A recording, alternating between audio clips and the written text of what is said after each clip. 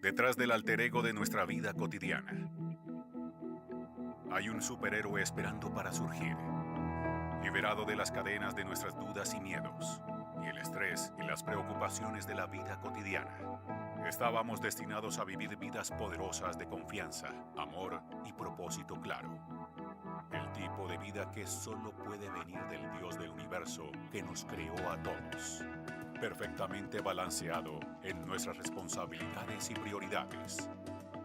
Vidas que buscan a Dios primero y siguen su mandato. Enmendando errores y perdonando a los responsables del quebrantamiento de nuestro pasado. Y compartiendo la restauración y libertad en Cristo, hemos sido entregados a un mundo moribundo. El tiempo ha llegado para convertirte en lo que deberías ser y experimentar el tipo de cambio de vida que solo puede venir de una vida de poder. Pues en este día estamos en la tercera parte de esta serie, Una vida de poder, donde las últimas 2 semanas hemos explorado esta idea de que cuando Dios nos llamó a ser sus seguidores, cuando una persona viene a ese punto culminante de ser un seguidor de Jesús, automáticamente hay un poder que entra a la vida de esa persona que cambia su vida por completo. Y si es así, ¿por qué es que nosotros no experimentamos esa vida de poder? ¿Por qué es que cuando nosotros vemos nuestra vida, más bien deberíamos de decir que vivimos una vida de debilidad y no de poder? Una vida en la cual constantemente luchamos con las mismas cosas en vez de tener esa fuerza que viene de Dios para poder vencer lo que sea que está pasando en nuestra vida. Y parte de lo que estamos haciendo durante esta serie es que estamos tomando esta idea que viene de las Escrituras y ayudarnos a entender que aunque Dios ya nos ha dado el poder desde el momento en el cual recibimos a Jesús como nuestro Salvador personal y que el poder viene directamente de Él, no es un poder que nace de nosotros, sino que viene de Él, nuestra responsabilidad es empezar a tomar decisiones que puedan ejercer ese poder. Y por eso la promesa que Dios nos ha dado es precisamente que cada uno de nosotros, al poner la fe en Jesús, automáticamente ya tenemos ese poder. Por eso el apóstol Pablo le escribió a su hijo espiritual Timoteo en 2 de Timoteo, una carta que él escribió, capítulo 1, versículo 7, y él le dice esto: porque no nos ha dado Dios un espíritu de cobardía, sino de poder, de amor y de dominio propio. Es esta idea central que encontramos en la Biblia donde Dios nos garantiza que a cada uno de nosotros ya tenemos ese poder en nuestra vida en la cual nosotros ahora podemos basar las cosas que hacemos. Y es ahora cuando viene el momento donde empezamos a poner en práctica ese poder. Y hace 2 semanas hablamos acerca del poder del enfoque. Y hablamos acerca de enfocarnos hacia la meta, enfocarnos hacia el propósito en nuestra vida que es Jesús. Y que cuando nosotros nos enfocamos de esa manera, cuando nosotros empezamos a ejercer esa fuerza del enfoque sobre Jesús, empezamos a ver que inclusive las cosas con las que luchamos, nosotros podemos vencer sobre esas cosas. La semana pasada hablamos acerca del poder de obedecer a Dios y cómo cuando nosotros tomamos la decisión de obedecer lo que Dios desea que hagamos en vez de lo que nosotros queremos hacer, empezamos a ver una diferencia increíble dentro de nuestras vidas. Y el día de hoy yo quiero hablarte acerca de esta tercera parte, ese tercer principio que vamos a encontrar en las Escrituras que habla acerca del poder que Dios nos ha dado. Y tiene que ver específicamente con el poder de perdonar a los demás. El poder de perdonar a los demás. Ahora, si yo preguntara aquí, ¿cuántos de los que están en este auditorio o los que nos están siguiendo a través del internet o de este video que tú estás viendo en una de nuestras redes sociales, cuántos de los que están aquí podrían decir que en algún momento alguien en su vida les ha lastimado profundamente? ¿Cuántos de los que están aquí podrían decir que en algún momento alguien les ha lastimado profundamente? Ok, prácticamente todos levantaron la mano. Y los que no levantaron la mano, simplemente están negando el hecho de que todos hemos pasado por esto en algún momento. Quizás la herida que tú traes es desde hace años. La persona que te lastimó es una persona allegada a ti. En muchos casos tiene que ver con nuestros padres. Otros a lo mejor tienen una herida fresca, a lo mejor de su matrimonio, o a lo mejor de algún amigo, o de otra persona en su vida. Y la realidad es que todos nosotros podríamos pararnos aquí adelante y podríamos contar acerca de las historias de cómo alguien vino y nos lastimó de una forma profunda en nuestra vida, al punto en el cual nosotros quedamos marcados por eso que esa persona nos hizo. Y todos nosotros hablaríamos acerca de lo injusto que fue esa persona y cómo esa persona prácticamente nos marcó de una forma terrible en la manera en la cual nosotros vivimos el día de hoy. Todos nosotros en algún momento hemos sido lastimados por otra persona y quizás en este momento tú cargas con esa herida. Y cuando tú escuchas acerca del poder de perdonar a otros y piensas en esa persona que vino a tu mente cuando alzaste la mano, lo que menos quieres escuchar es que tienes que perdonar a esa persona. Cuando tú escuchas que alguien como yo me levanto aquí y empiezo a decir que es importante que tú perdones a esa persona, lo que menos deseas hacer es perdonar a esa persona, porque quizás esa persona abusó sexualmente de ti, o a lo mejor tomó provecho de ti, o ha hablado de manera que ha destruido tu reputación, o ha sido infiel a ti, o alguna otra cosa que hasta el día de hoy, cuando tú piensas en esta persona, te continúa hirviendo la sangre. Y cuando tú escuchas esto, tú dices: Juan Carlos, tú me estás pidiendo que yo perdone a esta persona cuando no has visto lo que esta persona me hizo, cuando no viste lo que esta persona me dijo, cuando no viste lo que esta persona ha hecho con otros para voltearles en mi contra. Todos nosotros luchamos con esta idea de perdonar a otros. Esa es la realidad. Y creo que no queremos perdonar a otros específicamente por tres cosas. No queremos perdonar a otros, primero, porque no creemos que la otra persona lo merece. No creemos que la otra persona lo merece.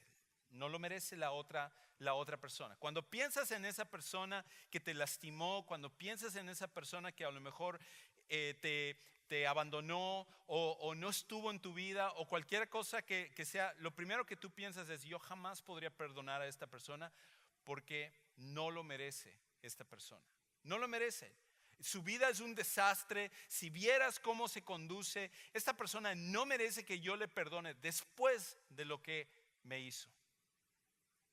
Creo que una segunda razón por la cual luchamos tanto en perdonar a la otra persona es porque decimos esto: no nos ha pedido perdón. No nos ha pedido perdón. Y cuando tú dices: Juan Carlos, yo estoy dispuesto a perdonar a esta persona, yo estoy dispuesto a que arreglemos las cosas, pero esta persona nunca me ha venido a pedir perdón, nunca ha reconocido el daño que me ha hecho. Es más, a lo mejor tú has hablado con esta persona y tú le dijiste a esta persona: hace años me hiciste esto, o tú me dijiste esto recientemente, o hiciste esto y esto me lastimó de una forma muy profunda. Y la otra persona dijo: no era para tanto, exageras, no, yo no dije eso y todo. Y tú dices: esta persona jamás me ha venido a pedir perdón y por lo tanto yo no quiero perdonar a esa persona. Y la tercera, quizás la que es más popular o lo que más luchamos es esta: que no queremos que esa persona nos vuelva a lastimar. No queremos que nos vuelva a lastimar. Si perdonamos a esa persona, si le decimos a esa persona: te perdono por lo que tú me hiciste, entonces lo que estamos haciendo es abriéndonos para que esa persona nuevamente nos dañe, para que esa persona nuevamente tome ventaja de nosotros, para que esa persona vuelva a hacer alguna otra cosa o quizás peor, en la cual entonces nosotros vamos a sentir el daño de lo que esa persona nos ha hecho.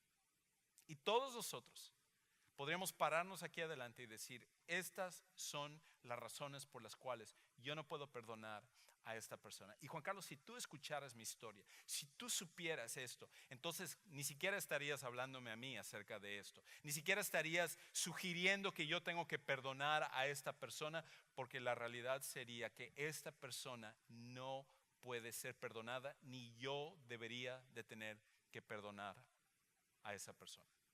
Si tú te sientes de esa manera, bienvenido al club. Todos somos parte de sentirnos así. Y por lo tanto, la manera en la cual nosotros enfrentamos a esas personas que nos han lastimado es que todos nosotros lo que deseamos es guardar rencor, ¿verdad? Esa es nuestra naturaleza. Guardamos rencor acerca de esa persona que nos lastimó. Y fantaseamos acerca de cómo sería si nosotros nos paráramos delante de esa persona y le dijéramos sus verdades a esa persona. Y inclusive que hubieran otros que estuvieran allá y escucharan lo que nosotros le decimos a esa persona, y cuando nosotros terminamos de decirle toda la verdad a esa persona que nos ha lastimado, hasta la gente se levanta y se aplaude y dice, wow, muy bien. Y nosotros fantaseamos acerca de cómo sería si nosotros le regresáramos el daño a esa persona. ¿Cómo sería si a esa persona le herimos de la misma manera como esa persona nos hirió a nosotros? Y por eso es tan fácil guardar rencor. Por eso es tan fácil guardar esa herida que hasta cierto punto trae un cierto placer a nuestra vida. Y es por esa razón que en algunos casos han pasado años de lo que esa persona te hizo y hasta el día de hoy tú continúas pensando en el daño que te hizo esa persona. Porque es tan fácil que nosotros continuemos guardando rencor. Pero si pasan tantos años en guardar rencor, significa entonces que el guardar rencor no funciona y no nos ayuda en nuestra vida. No soluciona el verdadero problema, porque lejos de sanarnos con el tiempo nos continúa envenenando. Y por lo tanto, guardar rencor trae un deleite provisional, pero un daño profundo. En nuestras vidas, cuando nosotros guardamos ese rencor, sentimos cierto placer de no querer tener nada que ver con esta persona, de no dirigirle la palabra, de quizás comentarle a otras personas de lo que esta persona ha hecho para que todos se le vayan en contra. Hay un deleite temporal o provisional que viene de eso, pero a medida que eso se va alargando, empezamos a encontrar una verdad. Y todos nosotros tenemos que reconocer esta verdad, que trae un daño profundo a tu vida. Mientras más tiempo pasas sin perdonar a las personas que te hacen daño, en vez de ser que el daño sea para esas personas, el daño viene para ti. Es como alguien dijo en alguna ocasión, no perdonar a otra persona o guardar rencor en contra de una persona es como tomar veneno y esperar que la otra persona se muera. Y eso es lo que nosotros hacemos, porque nosotros nos convencemos que guardar ese rencor al final es algo que nos va a ayudar. Pero tú y yo sabemos que mientras más tiempo guardamos rencor, más es el daño, no para la otra persona, sino para nosotros. Por lo tanto, ¿qué es lo que debemos hacer? ¿Cómo lidiamos con esta situación? ¿Qué hacemos cuando tenemos a alguien que nos ha lastimado, cuando cargamos esa herida, cuando somos incapaces de poder perdonar porque el daño que nosotros tenemos en nuestro corazón es demasiado grande, demasiado profundo? Y aquí es donde vamos a ver un principio que nos va a ayudar para que tú y yo realmente podamos entender que el perdón lo que hace es que trae una sanidad interna que ninguna otra cosa lo puede hacer. Que el guardar rencor no te va a ayudar, pero que el perdón, en cambio, trae una sanidad dentro de ti que cambia las cosas. Porque esta es la realidad. Aferrarte al rencor hará que el rencor se aferre a ti. Aferrarte al rencor hará que el rencor se aferre a ti. Y tú y yo hemos conocido a personas que cuando fueron lastimadas se llenaron de tanto rencor hacia la persona que les dañó, que tal parece como que toda la vida ellos lo único que hablan es acerca de lo mal que les ha ido. Tú conoces ese tipo de personas, que simplemente el rencor se ha agarrado de ellos y son personas que todo lo ven mal porque el rencor simplemente ha llenado su corazón, ha llenado su vida. Y ese tipo de personas nosotros tratamos de evitar. Ese tipo de personas no podemos estar muy cerca de esas personas porque lo único que sacan de su corazón es el rencor. Porque lo que sucede es que aunque al principio eres tú el que guardas el rencor, con el tiempo es el rencor el que te guarda a ti. Mientras más te aferras al rencor, más el rencor se va a aferrar de tu corazón. Y por lo tanto, a lo mejor tú y yo estamos en peligro de convertirnos en ese tipo de persona. Es más, a lo mejor tú ya eres ese tipo de persona, donde tú ya no solamente eres una persona que no tienes la capacidad de perdonar, sino que tú te has aferrado tanto al rencor, que es la característica principal de tu vida. Y el principio que nosotros necesitamos entender, lo que nosotros más debemos de pensar cuando hablamos acerca de esto, es uno que nos va a ayudar a entender específicamente cómo tú y yo podemos perdonar. Cómo tú y yo podemos tener la capacidad de perdonar hasta a la persona que nos ha hecho más daño. Y viene con el símbolo más conocido de todo el mundo. ¿Cuál es el símbolo más conocido de todo el mundo? Es este de aquí.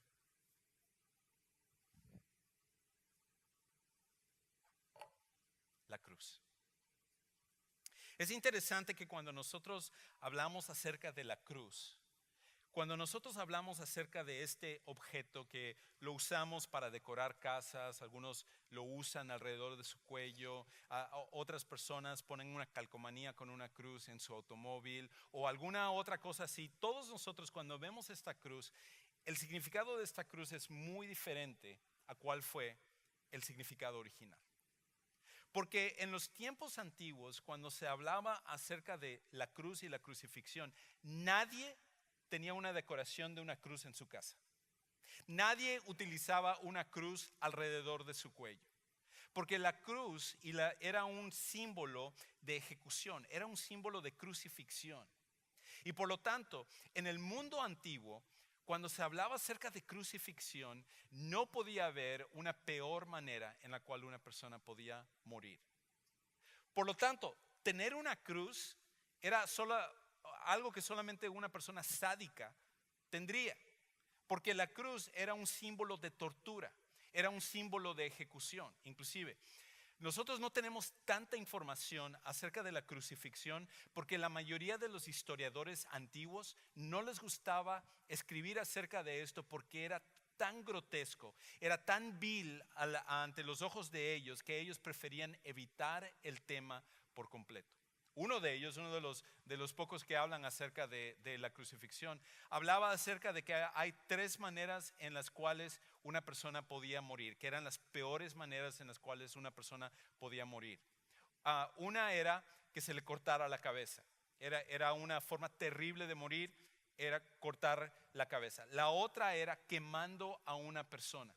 Quemando vivo a una persona, la tortura, la agonía de esa persona era una cuestión terrible. Pero el número uno, el que era peor que inclusive esas dos, era la crucifixión. La crucifixión era la peor manera en la cual una persona podía morir. Porque estaba diseñado para que las personas no murieran instantáneamente.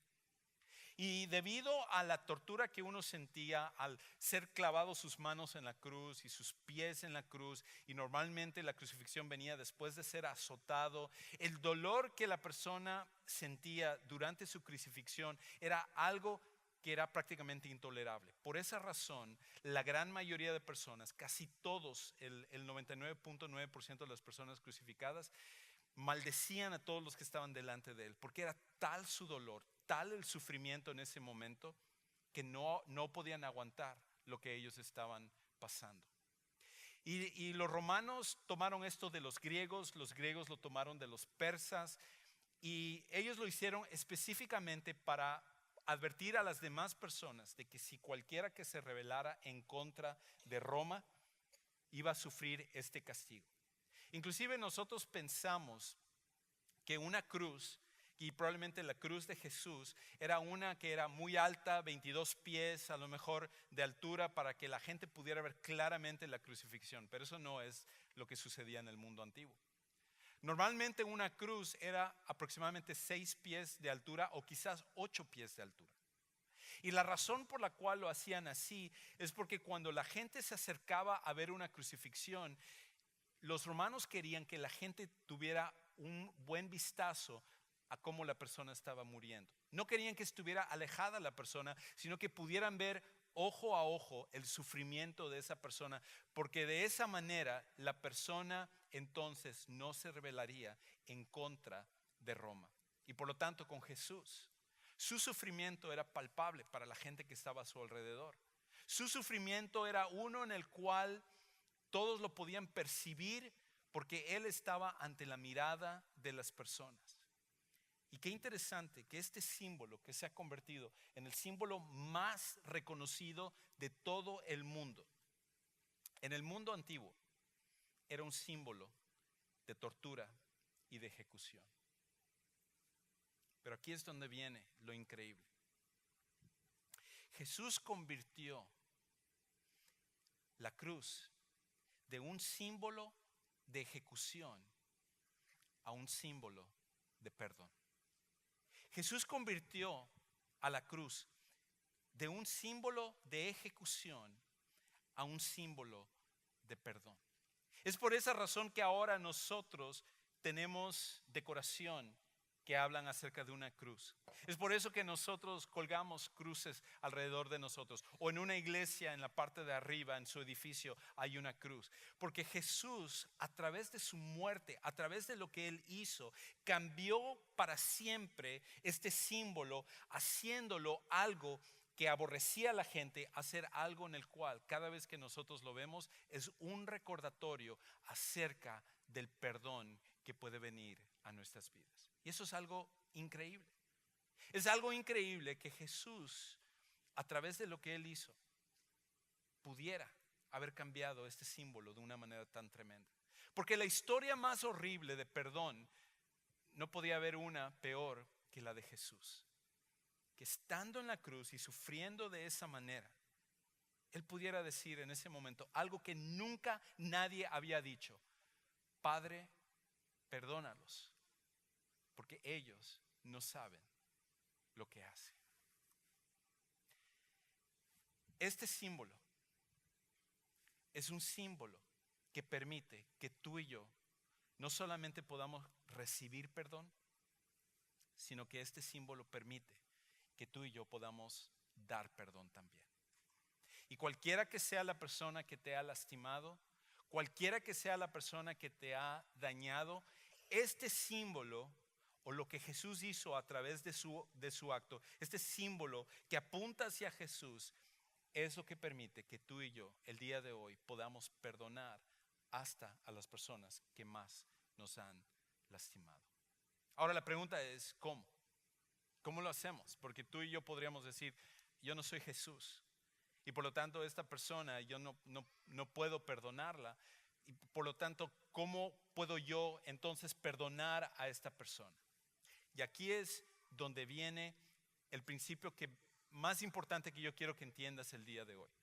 Lo que más necesitas llevarte de todo lo que estoy compartiendo en este día. Y es esto. Cuando nosotros pensamos en esta idea de perdón, perdonamos porque nosotros hemos sido perdonados. Perdonamos porque nosotros hemos sido perdonados. La razón por la cual tú y yo podemos perdonar es porque el perdón que nosotros ofrecemos viene de la abundancia del perdón que nosotros recibimos por lo que Jesús hizo por nosotros. Y en un momento quiero contarte una historia increíble acerca de alguien que pudo experimentar este perdón. Pero quiero que lo leas en las Escrituras. Y Pablo, que estaba escribiendo a los cristianos que se encontraban en Éfeso, que de la misma manera ellos habían sido lastimados, ellos habían sufrido, ellos habían pasado por cosas que a lo mejor inimaginables que nosotros no podríamos pensar, porque ellos como cristianos sufrían de persecución y otro tipo de cosas. Pablo les escribe esto y le dice así: sean más bien amables unos con otros, misericordiosos, perdonándose unos a otros. Y escucha cómo lo dice: así como también Dios les perdonó en Cristo. La razón por la cual tú y yo hemos sido llamados a perdonar, inclusive a la persona que más nos ha lastimado, es porque nosotros damos perdón por el gran perdón que nosotros hemos recibido. Perdonamos porque nosotros hemos sido perdonados. Una de las historias que más captura esta es una que se convirtió en película hace no mucho tiempo, que se llama, la película la llamaron Inquebrantable, y está basado en la vida de un hombre que se llama Louis Zamperini.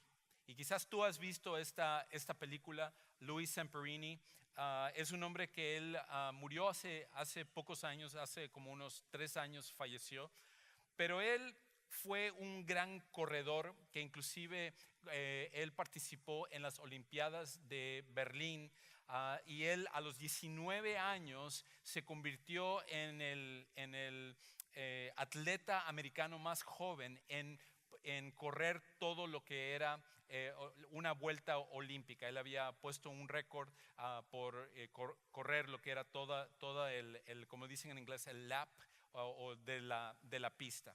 Y debido a eso, debido a su habilidad para poder correr, todos pronosticaban que Louis Zamperini, él iba a ser el siguiente campeón olímpico en las siguientes Olimpiadas. Pero esto fue en 1938 y nosotros sabemos que ya en 1942 no se celebraron las Olimpiadas porque fue el tiempo de la Segunda Guerra Mundial. Y Louis Zamperini, en vez de participar en las Olimpiadas, lo que él hizo es que él entró a servir en el ejército.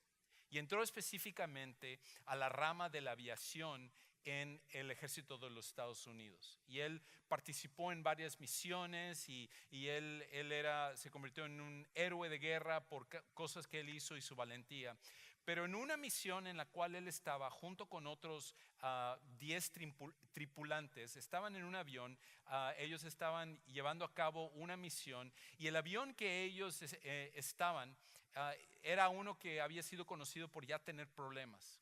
Y cuando ellos estaban volando sobre el Pacífico del Sur, resulta que el avión empezó a tener problemas mecánicos y ellos fueron forzados a tener que aterrizar en el mar. Y con esto murieron 8 de los 11 tripulantes que estaban en el avión.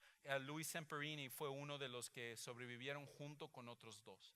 Y ellos lograron estar en una balsa, y en esa balsa ellos empezaron a sobrevivir tomando agua de la lluvia y comiendo peces que lograban agarrar peces pequeños del mar, comiéndolos crudos. Y ellos pensaban, bueno, esperemos que nos vengan a rescatar, que no pasemos mucho tiempo de esta manera. Y pasaron días y semanas y nadie venía a rescatarlos. Y el sol les pegaba durante el día y en la noche ellos sentían mucho frío, y ahí estaban los 3, e inclusive uno de ellos ni siquiera sobrevivió, solamente quedaron 2 de los tripulantes de este avión. Y llegó un momento donde Louis Zamperini dijo: Dios, si tú realmente existes, si tú realmente estás ahí y tú me salvas, yo te prometo que yo un día te voy a servir, que yo un día te voy a seguir a ti. Y fue la oración que él hizo a Dios. Pasarían 47 días en el mar de esa manera para que finalmente una embarcación japonesa lo vieran a ellos, un buque de guerra japonés les viera a ellos y llegaran y les rescataran, entre comillas, rescatar. Porque tomaron ahora a estos dos soldados que habían sobrevivido y les llevaron a un campo de concentración, a una prisión japonesa, donde ahí empezaron a hacerle la vida imposible a los soldados, incluyendo a Louis Zamperini. Y resulta que Louis Zamperini, estando ahí en la prisión, un día, uno de los sargentos japoneses que eran más terribles, el más terrible de todos, era un sargento que se llamaba Mutsuhiro Watanabe. Y Mutsuhiro Watanabe un día vio a Louis Zamperini y dijo, a este tipo lo conozco de algún lado, se me hace tan familiar él. Y se acordó que él lo había visto correr en las Olimpiadas de Berlín. Y debido a eso empezó a ensañarse sobre Louis Zamperini y empezó a torturarle más que a cualquier otro soldado. De hecho, todo su enfoque fue exclusivamente a Louis Zamperini. Este hombre era tan vil, era tan difícil, este sargento Watanabe, que inclusive al final de la guerra, de los 40 soldados japoneses que más buscaron, él estaba en la lista o el lugar número 26 de la lista como criminal de guerra. Los americanos querían tomar a estos 40 criminales de guerra, pero él estaba en el lugar 26. Y un día, por ejemplo, el sargento Watanabe vio que llama a Louis Zamperini y le dice, Zamperini, párate. Y con eso llamó a otro soldado y le dijo, quiero que le pegues en el rostro.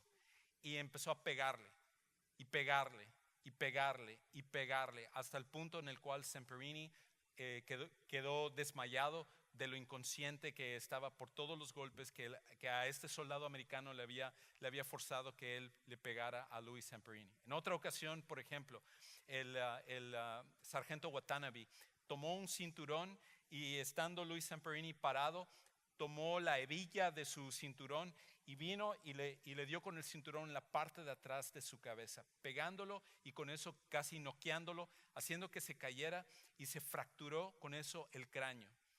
Y durante 2 años Watanabe lo tuvo de esa manera, pensando en las peores torturas para Louis Zamperini. Y él llegó a un momento en el cual decía, yo ya no aguanto esto. Yo ya no sé qué voy a hacer, pero no puedo ya aguantar lo que este hombre me hace, humillándolo, desnudándolo, haciendo todo tipo de barbaridades que en el libro que escriben acerca de su biografía hay varias cosas que ni siquiera puedo contar de lo duro que él pasó. Y él llegó a ese momento de decir, yo ya no aguanto y yo necesito escapar. Y en el momento en el cual Zamperini decidió que él iba a escapar junto con otro soldado, ese día ellos salieron y vieron que pasó volando un avión americano. Y él dijo, pues yo creo que a lo mejor los americanos llegaron para finalmente liberarnos. Y él tenía razón. De hecho, unos días después de que él vio el avión, los americanos habían llegado y lograron soltar a todos los prisioneros, incluyendo Louis Zamperini. Y ese fue el final de la guerra para él, aparentemente. Pero el problema fue que cuando Louis Zamperini regresó a los Estados Unidos, había sido salvado de la guerra, pero la guerra todavía estaba dentro de él. Y sobre todo él no podía olvidar lo que este sargento Watanabe le había hecho, la manera como le había humillado. Y por lo tanto estaba lleno de rencor, estaba lleno de ira, estaba lleno de enojo, al punto en el cual cuando Zamperini regresó a los Estados Unidos se había casado, tuvo hijos, pero su matrimonio era un desastre, su vida familiar era un infierno y su esposa ya no aguantaba estar con Louis Zamperini. Un día, la esposa de Louis Zamperini lo invitó a él para ir a una cruzada evangelística del evangelista Billy Graham. Porque había llegado a la ciudad de Los Ángeles donde ellos vivían y ella le estaba insistiendo a él que fueran a escuchar a Billy Graham. Y él no quería hacerlo, se estaba resistiendo, pero finalmente accedió. Y llegaron al estadio, al Rose Bowl, donde estaban teniendo esta cruzada evangelística de Billy Graham.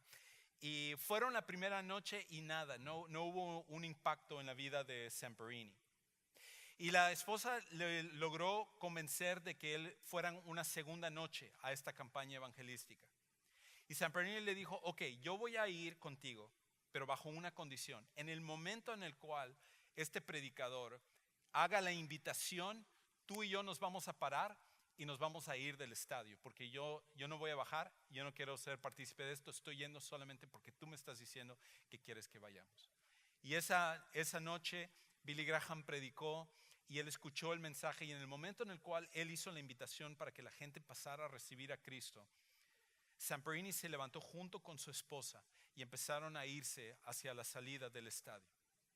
Y fue en ese momento que se acordó de la oración que él había hecho a Dios cuando él estuvo esos 47 días en la balsa en el Pacífico del Sur, donde él había dicho a Dios, Dios, si tú me salvas de esto, yo te voy a seguir por el resto de mi vida. Y él decidió, en vez de ir hacia la salida, decidió bajar. Y en ese día él puso su fe en Jesucristo como su Salvador personal. Una cosa increíble lo que Dios había hecho en su vida. Amén, increíble. Pero la historia no acaba ahí. Porque cuando esto sucede, la vida de Zamperini cambia de una forma tan radical que él empieza a servir a Dios. Inclusive llega un momento en el cual él empieza a ir con Billy Graham a las diferentes campañas evangelísticas, y él toma la decisión de que él iba a perdonar a aquellos que le habían hecho daño, incluyendo al sargento Watanabe. De hecho, él recibe una invitación unos años después para regresar a Japón, porque habían capturado a todos los guardias que le habían hecho tanto daño durante esos 2 años en el cual él estaba en la prisión, que habían sido sádicos con él y se habían ensañado con él.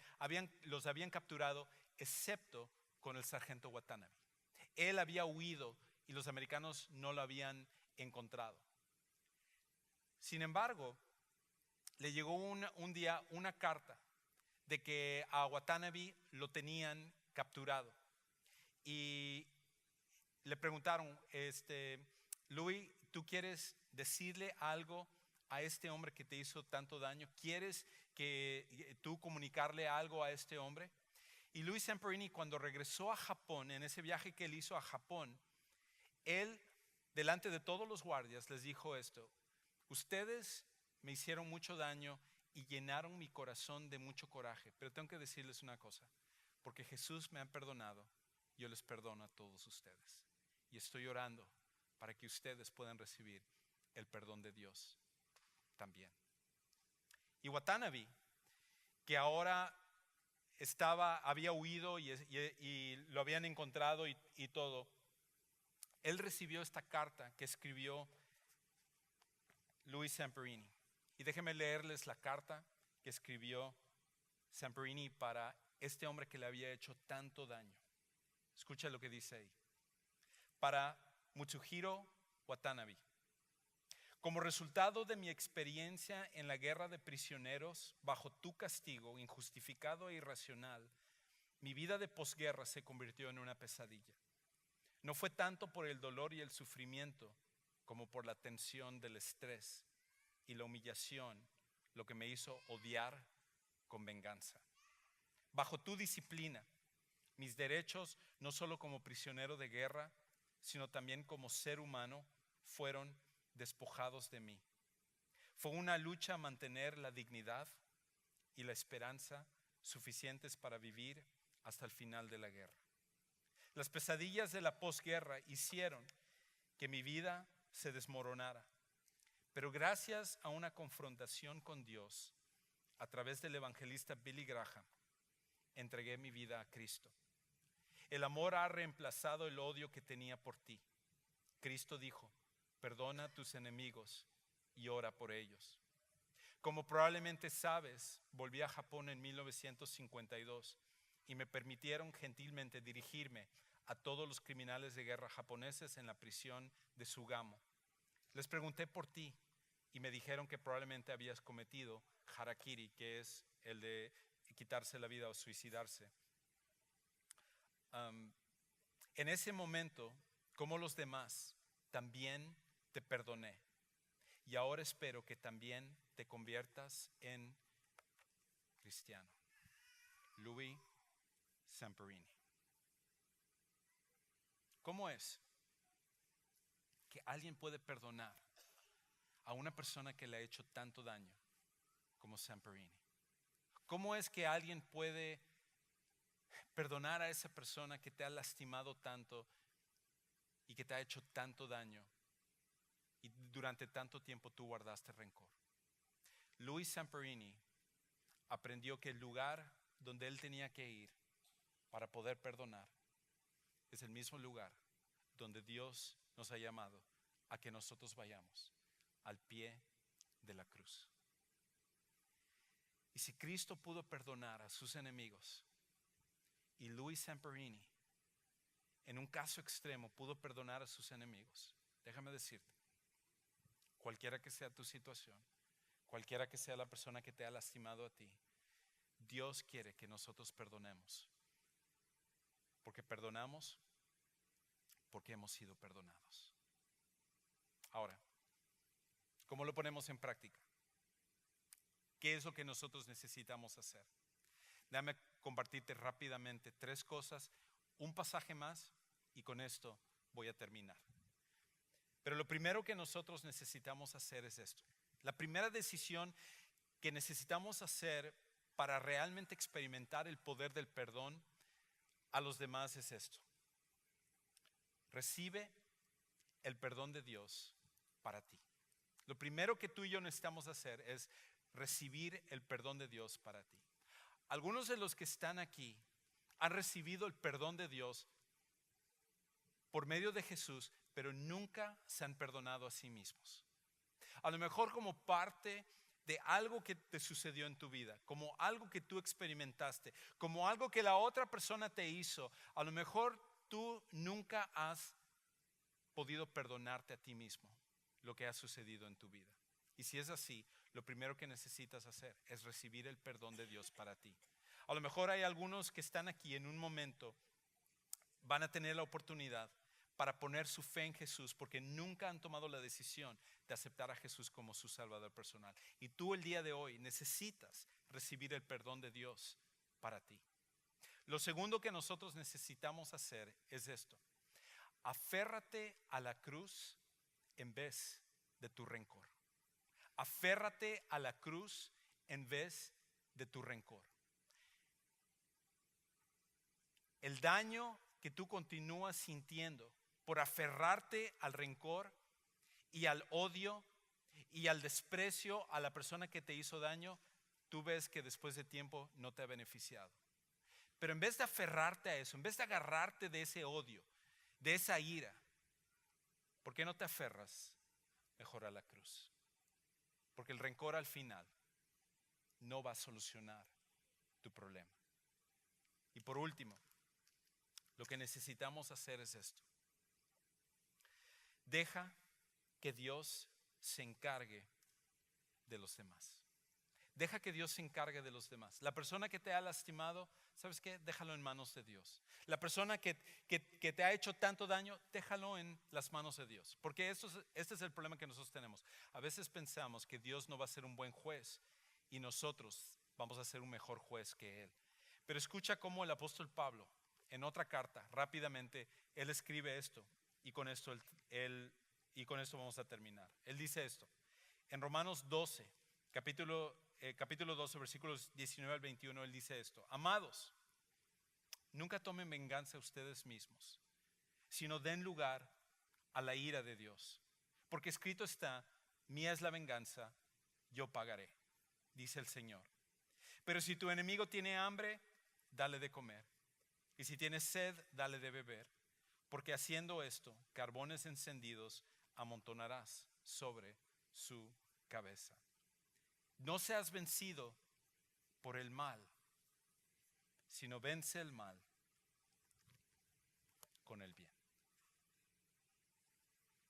¿Cómo sería tu vida si tú el día de hoy pudieras finalmente perdonar a la persona que por tanto tiempo tú has guardado rencor?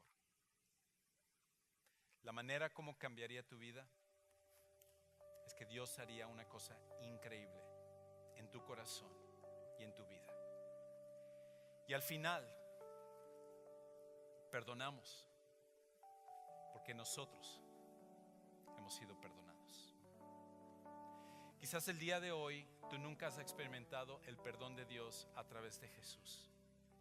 Y perdonar a otros no puede ocurrir si primero nosotros no hemos recibido ese perdón que viene por parte de Jesús. Y en un momento nos vamos a levantar, vamos a cantar. Y a lo mejor este es el día donde tú tienes que venir, tú tienes que pasar. Tú tienes que finalmente venir a entregar esto a Dios. Y ¿sabes qué? Dios lo va a tomar.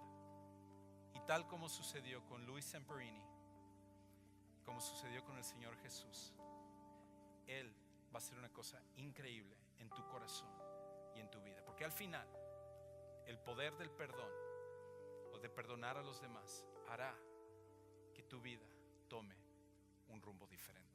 Vamos a ponernos de pie y mientras que cantamos, te invito a que tú pases a tomar esta decisión que cambiará radicalmente tu vida.